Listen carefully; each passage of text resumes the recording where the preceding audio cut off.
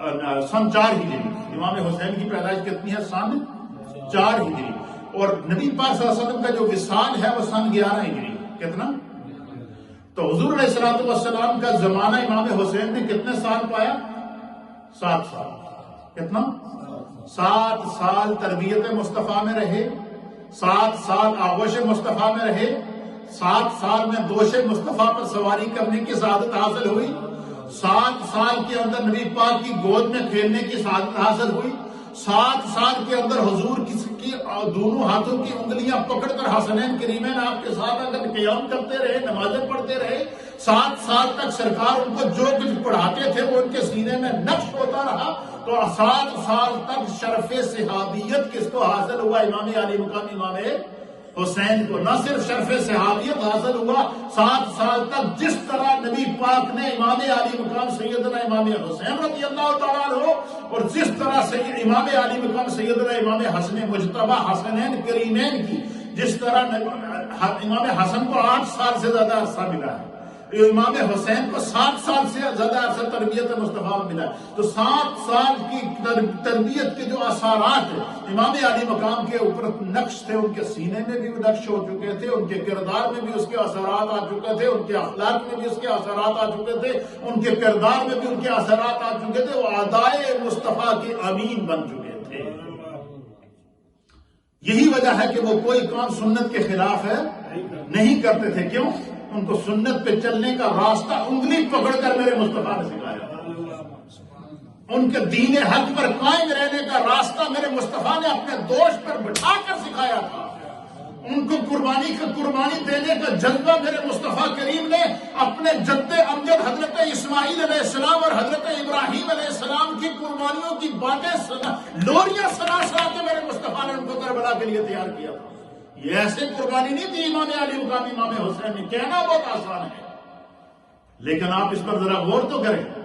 تو کیا فرماتے ہیں کہ جس شخص نے کسی ایسے شخص کو امیر بنایا کہ اس کے مقابلے میں حق موجود ہے، تو حضور نبی علیہ الصلوۃ والسلام نے فرمایا کہ اس نے اللہ تعالیٰ سے خیانت کی. کہ کیا یہ ممکن تھا کہ امام حسین رضی اللہ تعالیٰ عنہ تربیت مصطفیٰ پانے کے بعد اللہ سے خیانت کرتے؟ یہ کیسے ممکن تھا؟ پھر فرمایا اس نے اللہ کے رسول سے خیانت کی.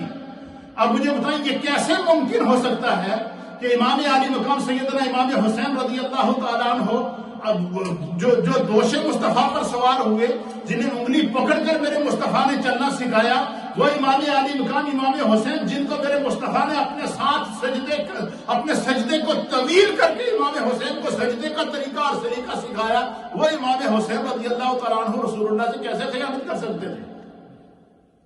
پھر فرمایا کہ اس نے جماعت المسلمین سے خیانت کی. اب دیکھیں امام حسین کا عمل دیکھیے. جب کوفہ کی طرف سے اہل کوفہ کی طرف سے ہزاروں میں خطوط آ گئے اور ان خطوط میں لکھ دیا گیا کہ یزید شراب نوشی کرتا ہے، یزید نے جو بے حیائی کو عام کر دیا ہے، یزید نے عریانی کو عام کر دیا ہے، یزید نے فحاشی کو عام کر دیا ہے، یزید نے اللہ کے حلال کو حرام کر دیا ہے اور اللہ کے حرام کو حلال کرتا پھر رہا ہے، مداخلت فی الدین کر رہا ہے. اور آج کے دور کے اندر کائنات میں خون رسول بھی آپ ہیں، نسل کے اعتبار سے بھی عالی آپ ہیں، حسب کے اعتبار سے بھی عالی آپ ہیں، رسول اللہ کے جانشین بھی آپ ہیں. اس لیے اہل کوفہ اپنی ذمہ داری ادا کرتے ہوئے آپ کو خطوط لکھ رہے ہیں کہ آپ آئیں اور ہم آپ کی بیعت کریں گے. اب جب پیغام جماعت المسلمین کی طرف سے امام حسین کو آ گیا، اب یہاں حضور کہتے ہیں کہ جس نے جو ہے وہ کسی خائن کی حمایت کی تو اس نے جو اللہ سے بھی خیانت کی، رسول اللہ سے بھی خیانت کی اور جماعت المسلمین سے بھی خیانت کی.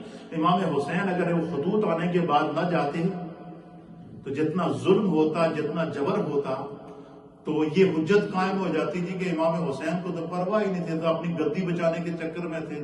اہل کوفہ نے تو ہزاروں میں خط لکھتے تھے، بوریاں بھر کے خط بھیجے تھے کہ سانو بچاؤ. تو بچانے واسطے کیوں نہیں گئے؟ ساڈا دین خطرے میں جائے، تسی رسول اللہ دی آل اور سانو بچاؤ.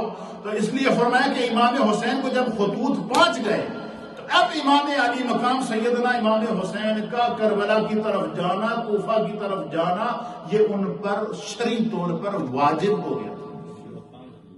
یہ ہے مسئلہ کربلا جس کو سمجھنے کی ضرورت ہے. یہ ان لوگوں کے لیے پیغام ہے جو کہتے ہیں کہ یہ دو شہزادوں کے اقتدار کی جنگ تھی، نعوذ باللہ من ذالک، جن کو اقتدار کی جنگ لینی ہوتی ہے وہ فوج لے کر جاتے ہیں۔ امام علی حج کے لیے پورے حرم کے اندر حرم بھرا ہوا تھا، پوری دنیا سے حجاج آئے تھے، اگر وہاں امام حسین خطبہ دے دیتے کہ بھائی نبی کے دین کے لیے نکلنا ہے چلو میرے ساتھ، تو وہاں ہزاروں کی فوجیں نا آپ کے ساتھ چلتی۔ اس لیے آپ جب لوگوں کے خطوط آ گئے تو آپ چلے گئے، کیوں؟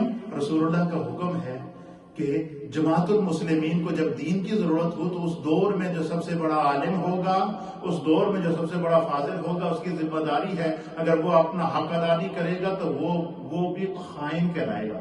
تو کیا یہ ایسا ممکن تھا کہ رسول اللہ کی آل پر خائن ہونے کا الزام آتا؟